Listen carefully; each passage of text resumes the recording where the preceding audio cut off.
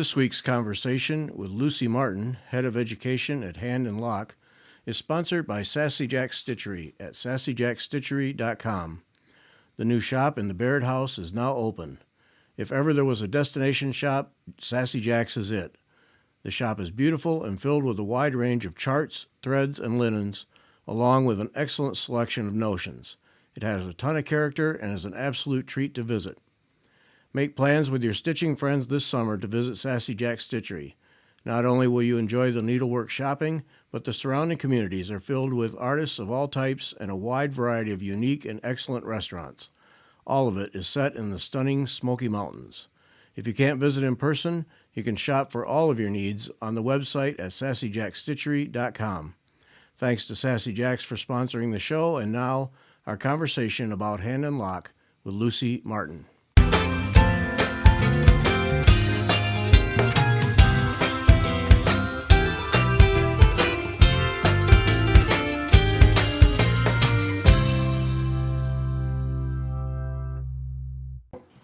Welcome back. I'm Gary Parr.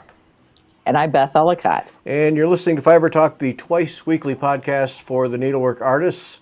Our artists back-to-back shows. Lucy Martin. Lucy, welcome. Thank you so much. It's lovely to be here for a second time. Yes. Oh, we're so excited because now when we 2 weeks ago, we did a show with Lucy and we talked about Lucy. But she's also head of education at Hand and Lock. So this has been our first opportunity to learn about Hand and Lock. So Lucy back to give us the story on Hand and Lock. And then just prior to recording this show, Beth completed the first of 3 classes that she's taking from Hand and Lock. So Beth is all wound up, excited, the adrenaline is flowing. I don't even want to be here. Her hands are shaking. She's just beside herself. So what is this class? All right. It's flocking and foiling. It's Lucy Martin. And who is the other teacher? Charlotte Gaunt. She's from Rediscovered By. Okay. And so, she's teaching the flocking and foiling part of the class. And she did a wonderful lecture first on the history of flocking, which was fascinating, and foiling. And she actually designed the fabric for this piece, which once I saw the fabric, I was all in. I was like, okay, I don't care what we do with it. I just need this piece of fabric in my life. You're such an easy mark. You're really such an easy mark. I am. I know. So, Anyway, so we're painting glue on that right now. But then we practiced the foiling today on a piece of scrap fabric, and of course I have scrap fabric. Can you see the sparkle in there? Yeah. I should bring it closer. We will have for the audio people. We will have pictures of this because it's pretty cool. Back it up. You had it. Back it up. It was showing very nicely right about there. You can see it. Yep. There we go. Yeah. Okay.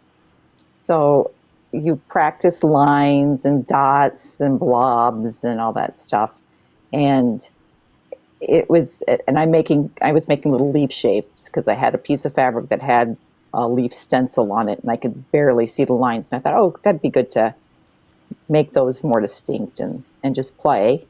And but that was fun, just practicing beautiful.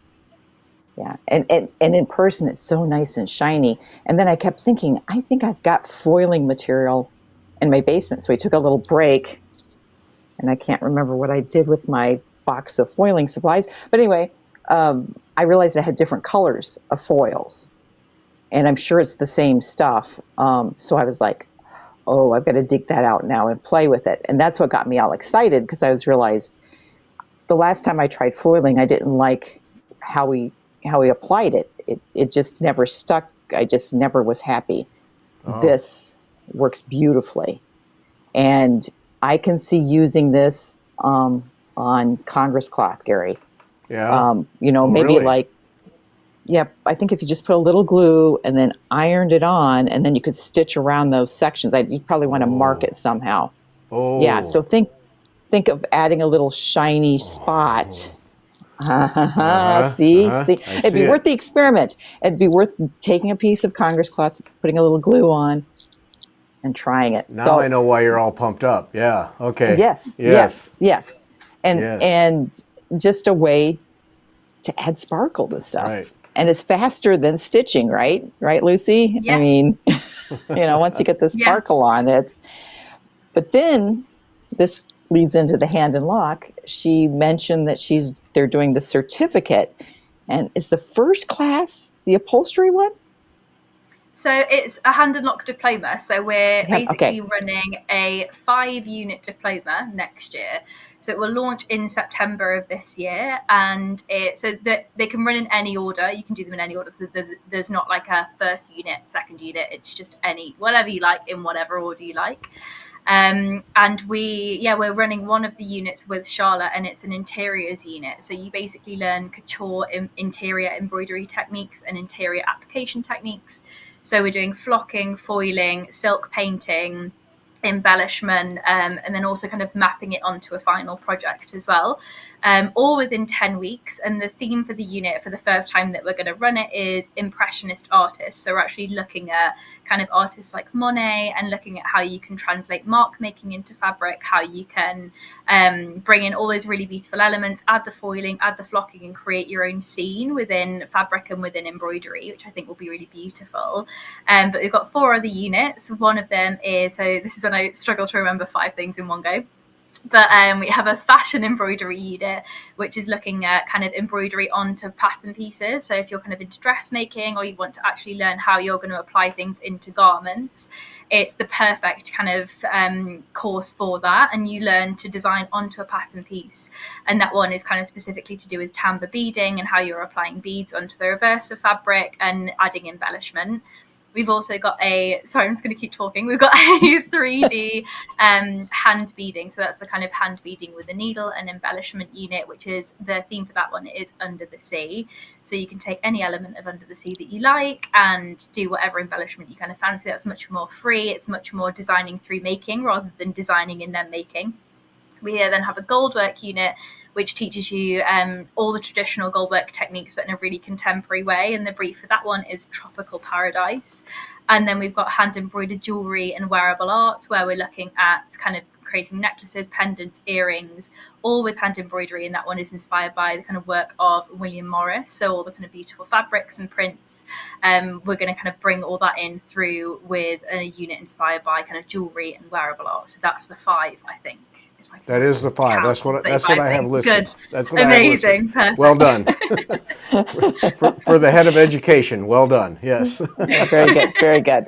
But okay, so what intrigued me is when she first said upholstery, I'm like, upholstery, not interested. And then she said taking impressionism and expanding that. So think of a cushion where you've done taken a section of Monet or Monet-esque flower or something, and then you foil it and then stitch it and then embellish it. Do you have to make it into the actual cushion, or is that part of the course? It's up to you. So the design is like, we will design the pattern piece that you can then use to like upholster a chair, or you could use it you can do 12-meter curtains if you want to. There's no kind of set outcome. If you want to do 12-meter curtains and be here for the next 10 years, then go for it.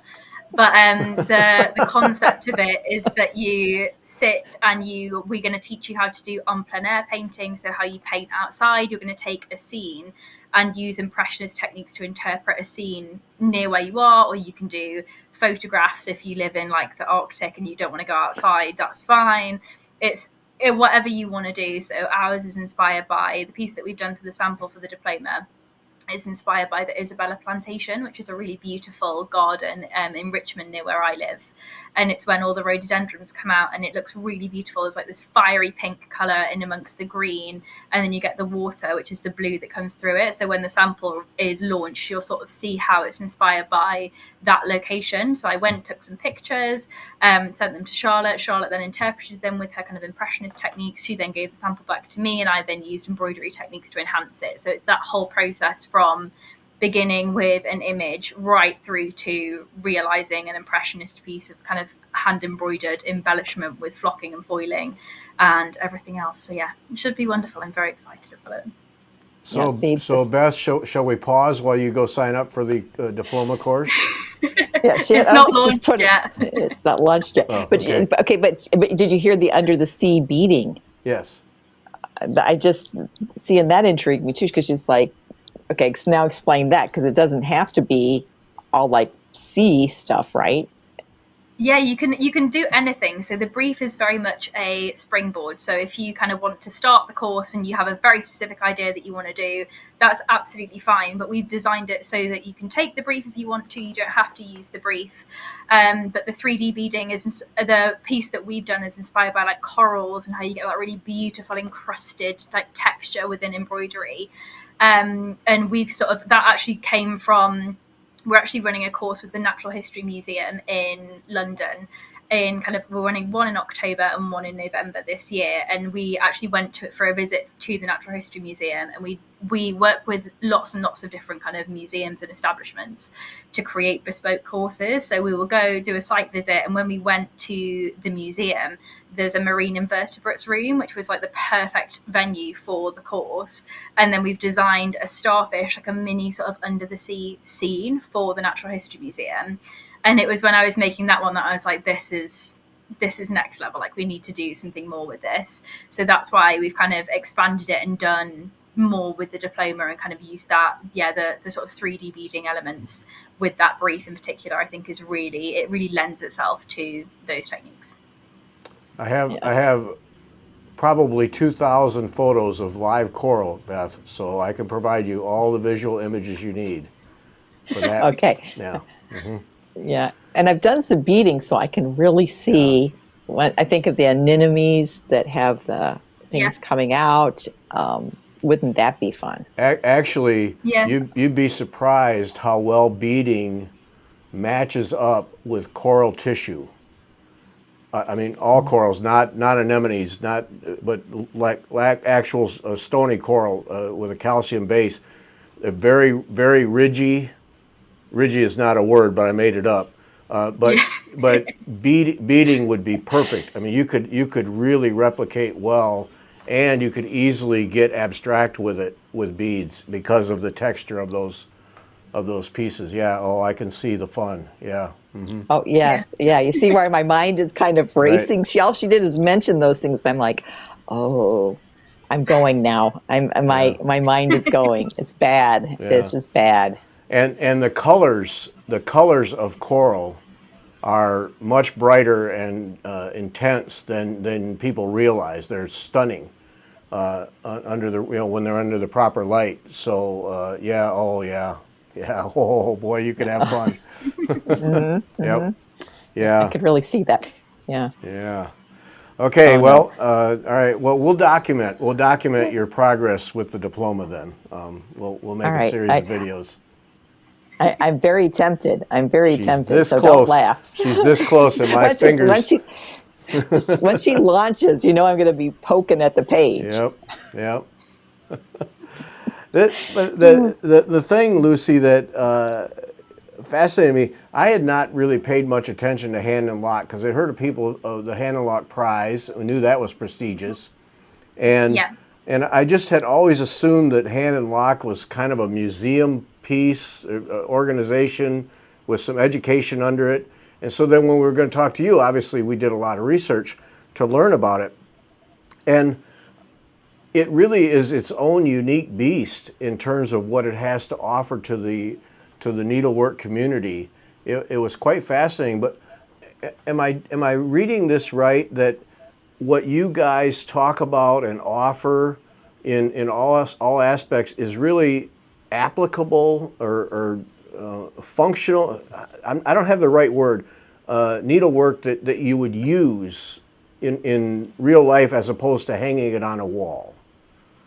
Absolutely, and I think the sort of main thing that I want to make sure that we do with all of the courses, whether it's a 3-hour course that you're doing or it's a 10-week diploma course, is to really make sure that you get those skills that you can then apply to anything. And we try as much as possible to give you the tools to then use in whatever project that you kind of want to move forward with.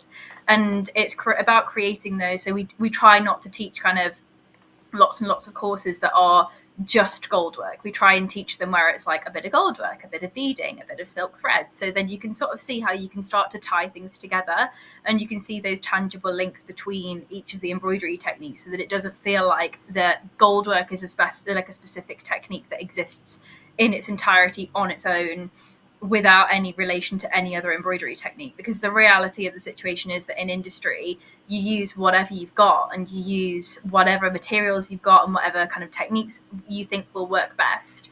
And there's not, I think we're kind of trying to move away from this feeling of like you do things one way and there is one way to do it and that way is correct. We're moving away into this kind of, it's just thread, like play with it, enjoy the process of making. Like you're here to learn the technique, and once you've learned the technique, you can do whatever you like with it. And we like to kind of encourage that as much as possible, because you're coming to Hand and Lock to enjoy the course and to enjoy the kind of time that you spend with us and to play with the materials. You get loads of generous materials, so we try with our kits as much as possible to provide you with like a base level. But if you, like Beth will know, if you take a course with us, you get enough glue and enough foil and enough flock that if you want to flock 10 cushions outside of the course, then you can. Like, it's not, you get the opportunity to play with it. Yeah. A whole banquet room full of Right. It's, I mean, it is. It's a very generous kit. I was very, very pleasantly surprised. I mean, the fabric's lovely. It's a generous piece of fabric, really, to work with. I mean, you can make a small piece or a large piece, but all the other beads and all the other goodies in there, it's like, ooh, lots of stuff to play with. Lucy, would you say that education is half or more of what of Hand and Lock's focus? I mean, is that the primary focus, or is it equal to something else? I'd say it's like 100% of my focus in terms of Hand and Lock. I would hope. I'm not fully sure. We've got so many different facets, and I think it's really hard to kind of compartmentalize and say, well, this department is this percentage, this department is this percentage, because it's a very kind of movable beast, and it's always kind of, it changes depending on what projects we come in. So say, for example, if we're doing work for the coronation of King Charles III, it tends to be a very, very busy time for the hand embroidery side of the company. Whereas if we're doing a project for like a massive big digital piece, then the digital department will be more heavily weighted. It's very much kind of, it moves around and ebbs and flows. And it's similar with the school. So the school tends to run like lots of classes between the end of January and the sort of start to middle of July. And then we run them heavily again from the end of August to the start of December. So we tend to have a couple of months that are a bit quieter. And again, so then in those periods, we might then move to do more projects with the studio, or it's sort of, we all sort of work together, and there isn't really like set, it's not like the school is 75% of anything. It's very much movable, and we all sort of help each other out, really. Okay, well that makes sense, because in my research I was trying to departmentalize things, and I was not getting that. I was getting a meshed together feeling of all aspects of this. And that's exactly what it is. It's exactly what it is. So say, for example, if there's like a big project that comes in the studio, I will go and help in the studio. So will Freya, who I work with, who also works in the school, and we all sort of pull together and do it. And then same if there's like a big class, for example, say if we were going to go and teach somewhere else, we'd need more staff to help with that class. So it's sort of movable, and we all sort of help each other. And if there's like crunch times that are really, really busy, we all go and help. Like we did a big rebrand for Burberry. We made lots of flags for their flagship stores all around the world, and it was a massive project, and it was very much all hands on deck, and literally everyone gets involved in projects like that. So it just very much depends on what's going on at any point in the business. I think like Monday can be very different to Friday in terms of the percentage of the business. Okay, but so and that's the other part that I found fun is you're doing bespoke stuff, and you're doing all kinds of projects that are for real world applications. I mean, like sitting down with a client and mapping out how you're going to do this work. Yeah. Exactly. And I think the vast majority of the work that we do is bespoke. It's all kind of bespoke to the client. times it's kind of a more intense level of like bespoke embroidery, but for every single client the process is exactly the same. So you come for a meeting at Hand and Lock, or we do a Zoom chat and get an idea of what you want with the embroidery. So some people have a very clear idea of what they want. Some people come in and they want this embroidery on this fabric in this way with this design, and then we take exactly what that is and we make it up. Or they kind of come in and they go, I like embroidery, and you go, cool, let's narrow it down. And then you get all the samples out on the table and we can talk them through the different techniques that we can offer, the different kind of designs that we've done before, and we can like then give them a bit of sort of, again, that tangible link between, okay, this is what I'm sort of thinking, how am I then going to realize that, what's the next step? We then help them with that, and then we sort of assign them as a client to whichever department we think will work best. And sometimes it's a collaboration, sometimes we work part hand, part machine. It very much depends on the client, the project, the brief, and everything else. As I say, it's all very bespoke, so every single project is different. Well, and that was what I liked is it's not all hand embroidery. You no hesitation to use machines. Whatever gets the job done is the reading I got out of it. Exactly, and you can also achieve very different effects with machine. So I'm not trained in machine embroidery, and the machine embroidery girls that work at Hand and Lock are like wizards. That are incredible at what they do, and I think a lot of people think that machine embroidery, you just like press go and leave it and it just does its thing. But there's an incredible amount of artistry that goes into it. So you have to they draw onto this program called Wilcom, which is it's kind of like Adobe Photoshop or Illustrator, where you actually can draw with stitches. Like, it's fascinating. And you can create shapes and you can overlay them, decide on stitch types. And there's like thousands and millions of different types of stitches that you can use. And you then program it onto a USB and then plug it into the machine. And then they have to select all the colors and work everything out. It's a massive, massive process. And then when they press go, a lot of the times the machine will also kind of, machines have a life of their own and a mind of their own half of the time. So they have to go in and, fix it. It's very much like a manual job. It's not there's a massive process. It's definitely quicker than hand embroidery, but you have the sort of design process with hand embroidery sort of happens as you make a little bit more, because you're making the decisions as you go. Whereas with machine, all of those decisions have to be made before you load it up onto the USB, before you put it into the machine. So it's definitely a different process. But I think there is sometimes, especially within the hand embroidery industry, a bit of a preconception that hand embroidery is like better or more technical than machine embroidery. Come and spend a day with Alice Slater and Charlotte. You will see it's so technical, and it's so kind of difficult to do. I don't even know how to start with it. And I think you can achieve some really, really beautiful techniques with machine embroidery. Mm-hmm. Yeah, I believe that. Yeah.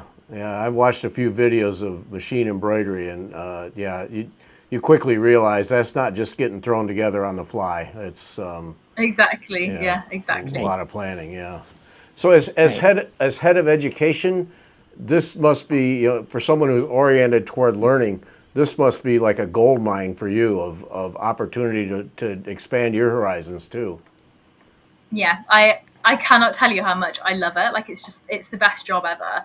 And when I first started, we were sort of running, like, I say, like 4 to 6 quite intense classes a year, but that was about it.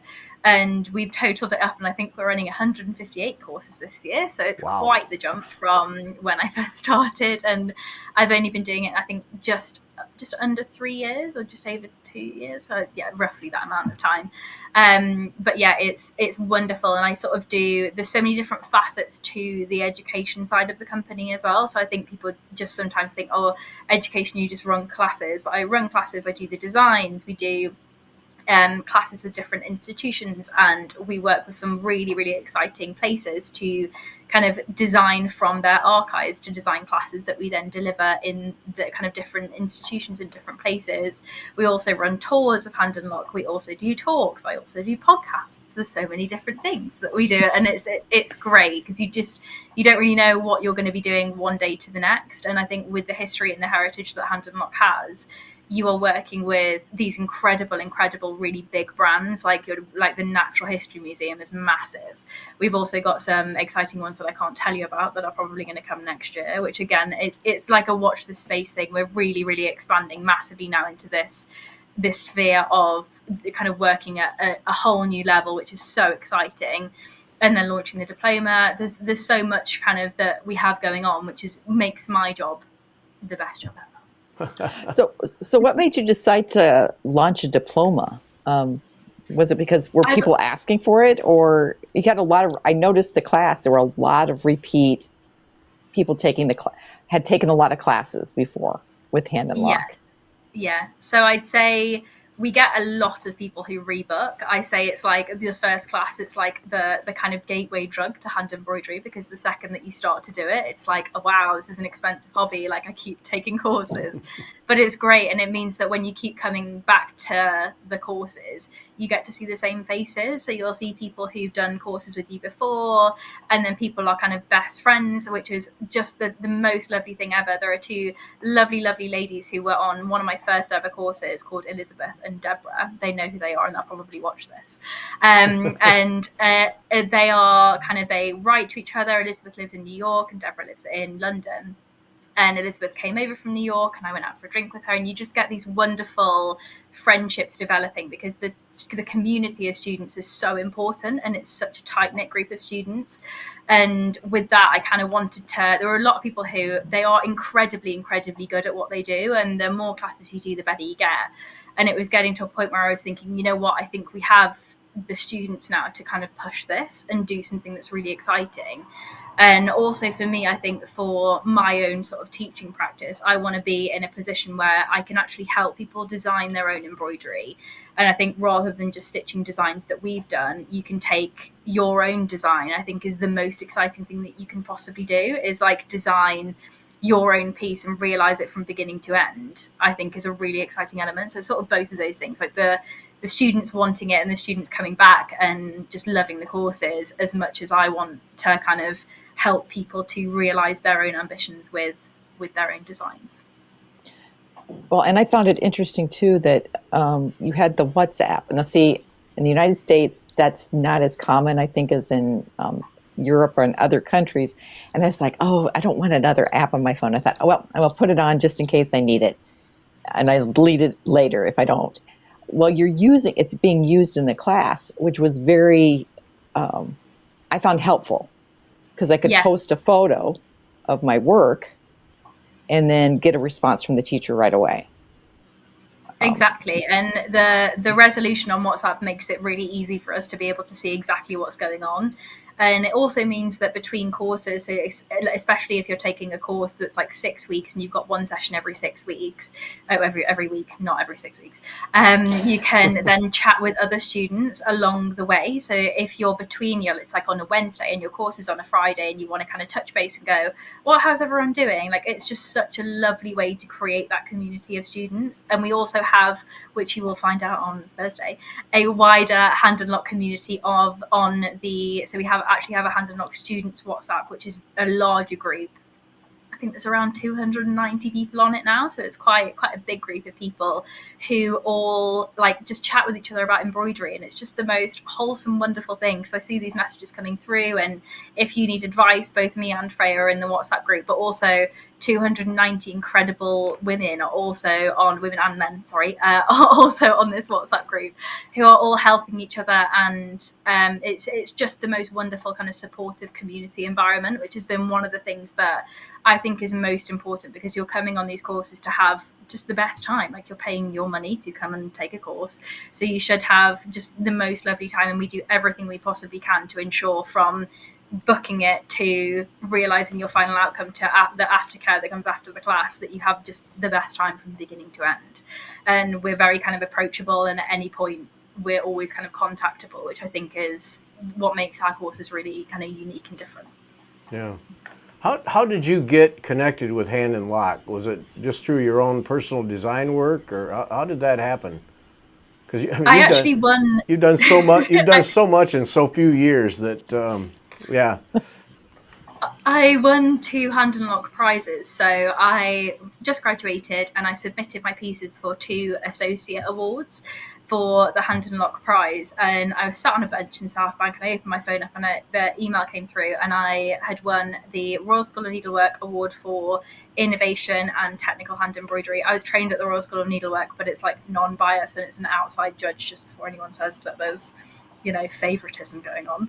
And then I also got an associate award from the Worshipful Company of Broderers, which is also a kind of fine embroidery work, like thread work award. And they were both awarded to me. So then I was invited to the Hand and Lock exhibition. And I actually spoke to the director of the company I was helping to set up the exhibition.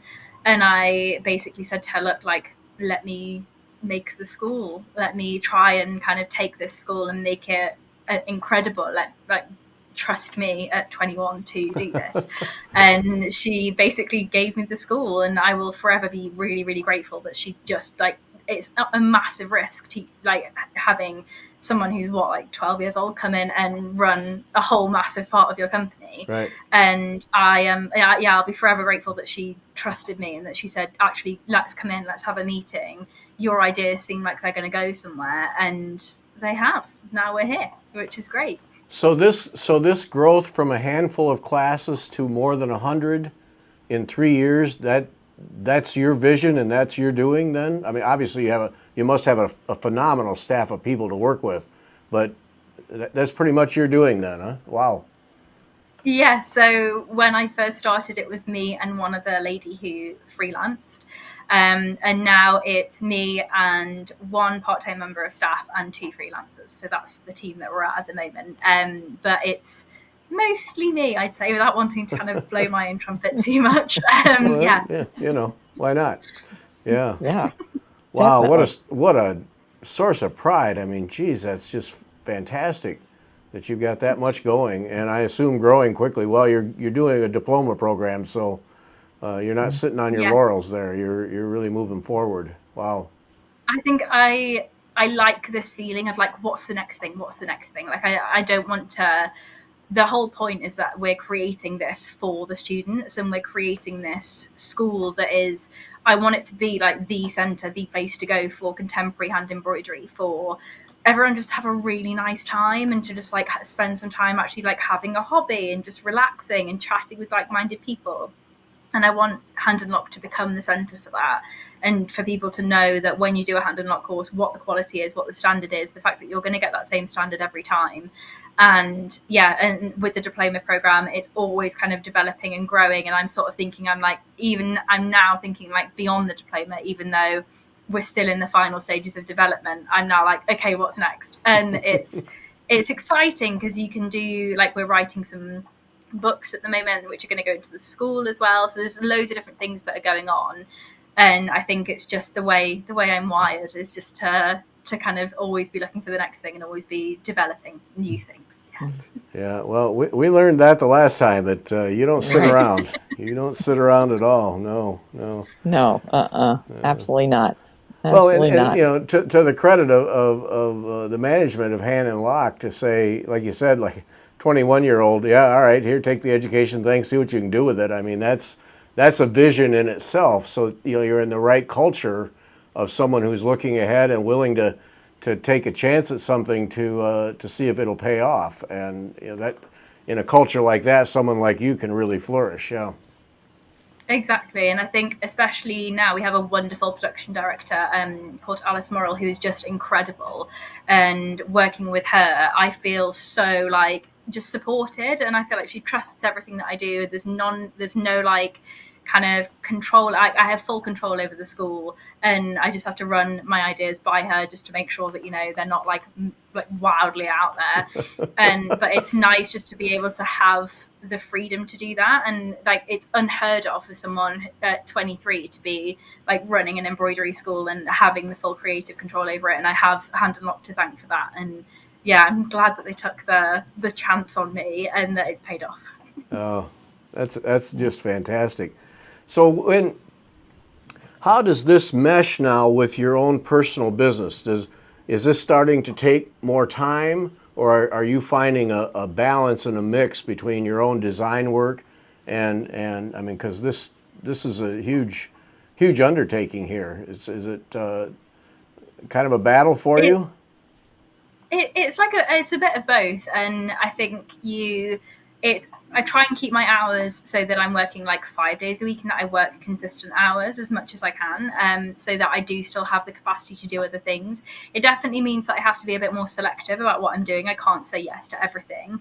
But I think that means that I get to pick the best stuff that I want to work on, which is lovely. And I get to kind of develop relationships with people who I know are, it's a really valuable thing for me to spend my time doing. And I also get like a lot of like client work and work that I work a lot with the studio, so I don't necessarily feel like I need to have that like constant drive to do things outside of work. I get quite a lot of the sort of creative fulfillment, but all the creative fulfillment that I need within my job.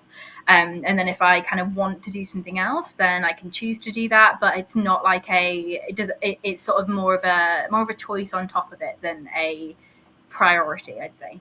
Yeah, yeah. Talk about Hand and Lock. Now, what is it? 1767 was when this whole thing started. And I love that from your notes. 48 years before Waterloo, 22 years before the French Revolution, and 9 years before us Americans got in the way. It doesn't say that. I made that part up. But, I mean, this is just an old, established institution, and it's been through an awful lot, but then you're taking it to a really a new modern level. So you really have both ends of the spectrum. It's kind of fun. Exactly, and I think so. Hand and Lock, I'd say, is rooted in heritage. So the history of the company is just incredible, which I think is why we are able to springboard off it. Like if it didn't have that 250 years of heritage, the starting just like from nothing is incredibly difficult. And I think so just to give you like a little bit of background about the company, there was actually formed of two embroidery companies, the eldest of which is formed in 1767, as you mentioned, and that company was called M. Hand, and it was when a Huguenot refugee named M. Hand came over from France and settled in Spitalfields in London, and he set up his own like ceremonial, ecclesiastical, military embroidery studio. And he specialised in military lace making, goldwork embroidery, all of that kind of thing, all the very, very traditional side of embroidery. And then there's kind of a really in-depth history on the website if you are more interested. I won't kind of go on too much. Read every word of it. Every word of it. Yep. And then there's another company. So you have to think of kind of like how the fashion industry was working. So like in 1898, you're looking at a fashion industry that is kind of, it completely gets revolutionized by a guy called Charles Frederick Worth. And he was a Lincolnshire man. He moved to Paris and he revolutionized the way the couture industry was.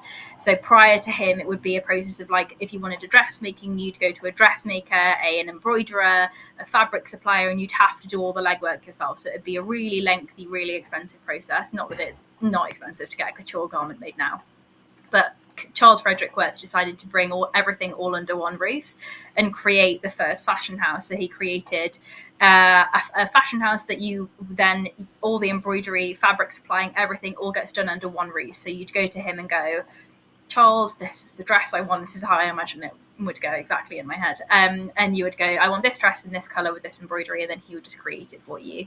And he also created the fashion season, so the spring, summer, autumn, winter. But he outsourced a lot of his embroidery to companies like, there was a company called C.E. Phipps & Co. And C.E. Phipps & Co. was owned by a man called Mr. Phipps. And in 1956, Mr. Phipps passed the company on to his young protege, Stanley Lock, Hand S. Lock. You can see where we're going with this. Yep. So he formed S. Lock Limited, which was a fashion company. So that's very much a fashion embroidery company making stuff like the red dresses for Marilyn Monroe and Jane Russell in the film Gentlemen Prefer Blondes, garments for the late Princess Diana, the Queen Mother, Queen Elizabeth II, and many, many more, like the West End production of The Lion King, Wicked, and so many more. And the company's actually only merged in 2001, so it's a fairly recent kind of merger. And they're now Hand and Lock. And in 2019, we were awarded the Royal Warrant for Embroidery and Accoutrements. So that's kind of a little bit of a condensed history of the company. Yeah, I didn't realize that the Hand and Lock part was so recent in time. I thought that was ages ago. Yeah. Mm-hmm. Yeah, it's really recent. Yeah. So this now as an entity, Hand and Lock has so many aspects. So you've got the education, but then there's all of the design work. Like, it sounded to me like anybody can drop in at any time and, well, make an appointment, but and say, hey, I need this. Can you guys create it? Exactly.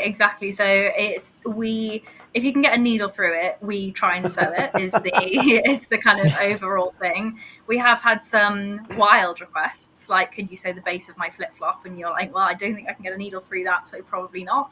But we've literally done everything. We've done everything from the inside of a coffin to like banners. We've done an outfit for a Chihuahua. We've done private jets, Bentleys.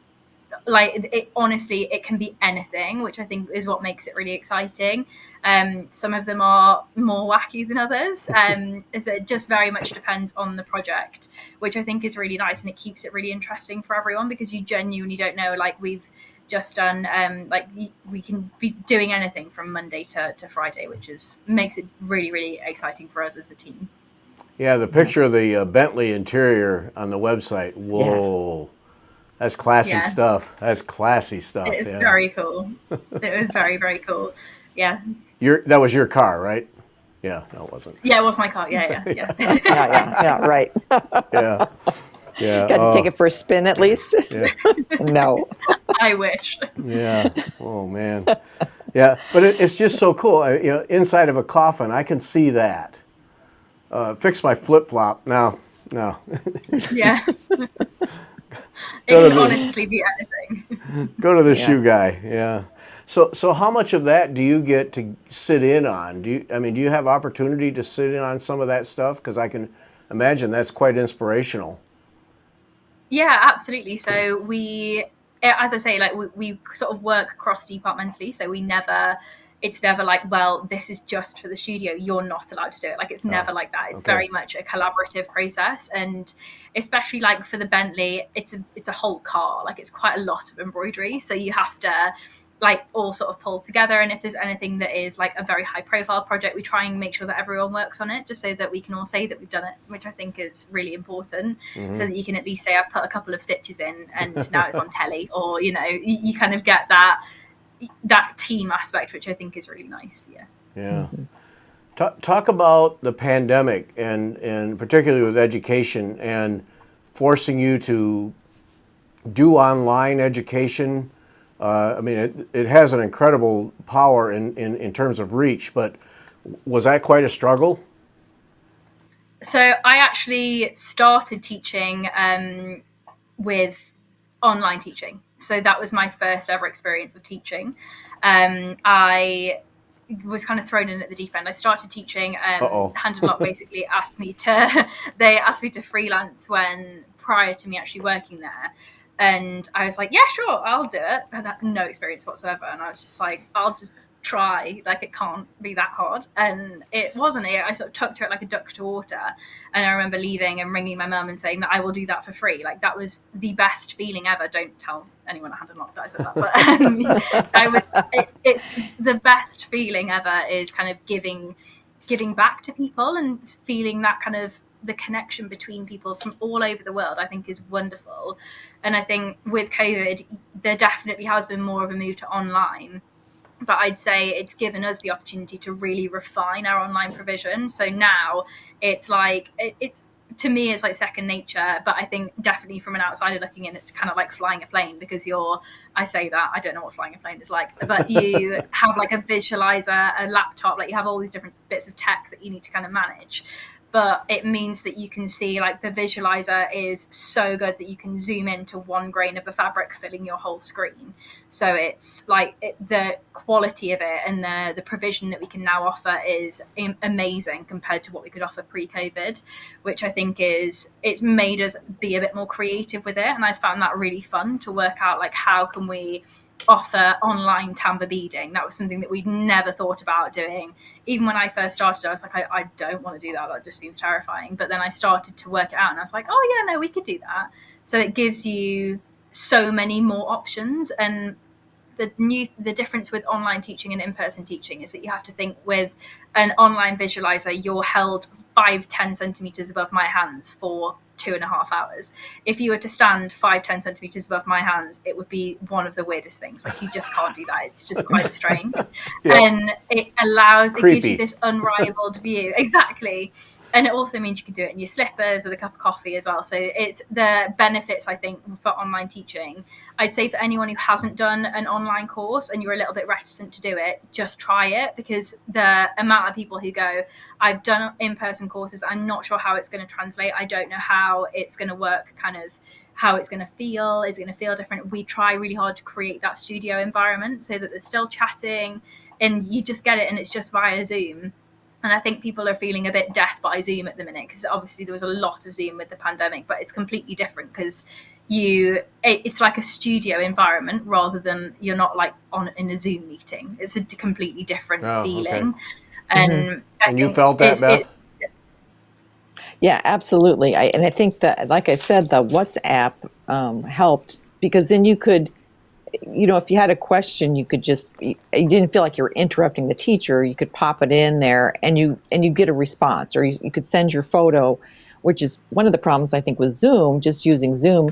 Okay, everybody, you have to get, so everybody's in their little square, like Hollywood squares, and then show your little piece up in the camera, get it in the right frame. Where this, you take a picture with your phone, you send it off, and there you go. And then you get responses. And I want to go back and respond to some of the art that some of the other ladies were doing, like, where did you get that piece of fabric, sort of thing.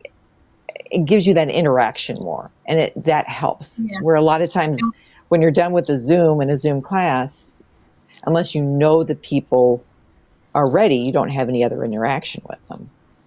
You're done. Exactly. And we also are able as tutors to, which is something that we haven't done in the flocking and foiling course, but with like goldwork embroidery, I zoom in on pictures, so I can literally zoom right into your piece and show you exactly what to do, which is exactly what I do in an in-person course. It's just online. And I think the WhatsApp group, the interaction that you have with fellow students it's like magical, because you can chat with people who are in, like, I can talk with people who are in New York, and I wouldn't have that opportunity and other places, but I wouldn't have that opportunity if the kind of WhatsApp, and I think the combination that we've got at the minute works really well. Mm-hmm. Yeah. Ooh. I agree. Beth, Good. we're going to have to hold Beth back. I know we are. That's launching till September, so I'm fine. The diploma's not launching till September. I've got time. Yeah. Finish a few pieces. And speak about that. I mean, you listed out what the units are for the diploma, but now that's coming up in September. Tell about the whole concept of the diploma program. What is that? We've developed this 5-unit program, and it's basically, you can do it at any time, in any place, however you want to do it. They're recorded sessions, so even if you can't do them live, it's not a problem. And the concept of the diploma is to give you, by the end of it, a really beautiful portfolio of embroidery design and embroidery. So you get the whole process from beginning to end, and it's all supported. I think a lot of people hear design and they go, I don't want to do that, that seems really scary. We've created, like, there are so many resources I can't even tell you, and we're gonna walk everyone through it step by step so that you're completely supported at every stage. And it's giving you that insight into, like, what is it to design for embroidery, because it's definitely a skill. And it's learning, like, okay, which techniques lend themselves to which areas, which materials lend themselves to which areas. How can I design based on a brief? All of those different things, like, how do you create a mood board? How are you creating your own color scheme? Right through to how do I finish my techniques with couture finishing right at the very end. So you learn, the premise of the kind of 10 weeks is that you learn how to design your own embroidery, how to create planning, so how you do black and white plans, stitch directions, padding plans, all that kind of thing. And then also you get a series of samples. So we teach you all the techniques in a sampler board so that you learn the technique and how to do the technique. And then you take those techniques into your own design. And for the last kind of 4 weeks of the course, we give students individualized feedback so that you can take those techniques into your own design. That's kind of the whole concept with it. I'll send you the link over so that if anyone does want to sign up to the form, if they're interested, we're going to be launching it 1 week early to anyone who is signed up to the registration form. And just so that everyone knows as well, it is very oversubscribed. So we have 750 people who are already on the mailing list for the diploma, and we've only launched it with one newsletter. So it's very, very popular already.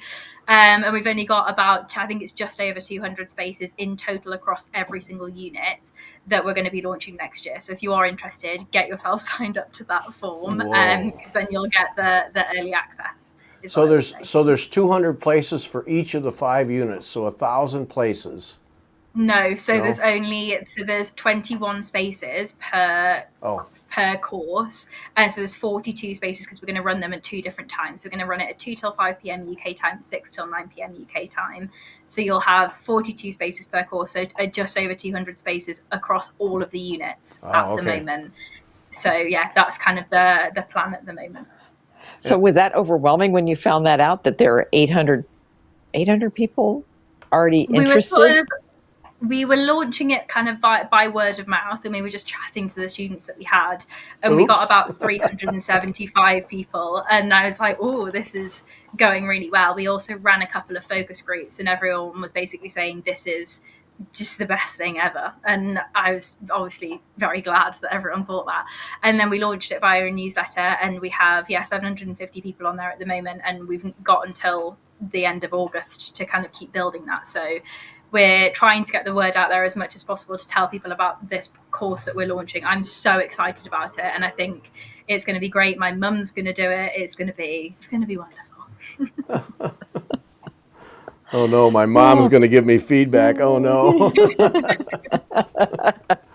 Well, your parents. I mean, we talked about that the last time. What an incredible support system and influence they've been that have allowed you to do this. It's it's just, absolutely. Yeah, to applaud them.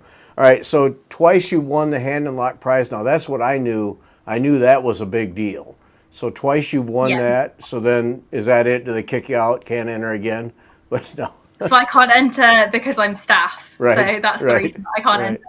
But I actually won the Associate Award. So the way that the Hand and Lock Prize works is that there are two categories. So you get a fashion category and a textile art category, and you can enter within those as students or open. So you can, whether you're a student or whether you're kind of not a student, you can enter via the Hand and Lock website and via the prize website, and you can then win first, second or third prize in each of those categories. And then there are associate awards, so there are associate sponsors of the Hand and Lock Prize. So I won the Worshipful Company of Broderers Prize and the Royal School of Needlework Prize. So I didn't actually win the Hand and Lock Prize. I won 2 associate awards in the same year. That's basically how it worked. Yeah. But still. Yeah. What's still that amazing? What's that feel like to learn that you've won something at that level? I mean, that's just got to be maybe disbelief to begin with. It was amazing. So actually, the way it came about was I actually had a project, the first project that I worked after I graduated, and it was really horrible actually. And I had a really kind of horrible experience with a client, and it was just really kind of dented my confidence. And it was the day that we kind of had the project ended, and it just really didn't go very well. And I was sat on South Bank, and I thought I might just give up, and I might just not do this anymore because I just don't think that I can cope with that and do that anymore. And the person that I was working with said to me, he was like, you're never going to make it in this industry. What gives you any reason to think that you're any different to anyone else? And then that email came through, and I thought, that's what makes me different to everyone else. So that's why I'm going to keep doing it. So it kind of felt like one of those like signs, or like it felt like it was this kind of, okay, I'm feeling like I can't do it anymore. And it came through, and I thought that if I can do that, then I can do anything. It was my sort of thought process. And the Hand and Lock Prize itself is just incredible. Like the way that it works is so supportive. You get to work with mentors and you get to network, and the actual evening itself is set up in a way that you can actually network with just these amazing people. So there are kind of like giants in the field that you just get to chat with, which when you're 21 and you've had kind of not really that much exposure to these people, it's putting yourself on that level with these artists who are chatting to you, like talking to them about what they did, is just amazing. And then you also get to chat with the other artists, and the whole process is just wonderful. It's the anniversary of the Hand and Lock Prize next year. I think it's 25 years old. So if anyone does want to enter the exhibition next year, I think it promises to be something else. I'm told. Yeah. So there you go. Well, Wow. that was the impression that, Wow. that I got from that is, there's some money involved, but that's really secondary. What it does for you in terms of connections and visibility is long-term so much more valuable.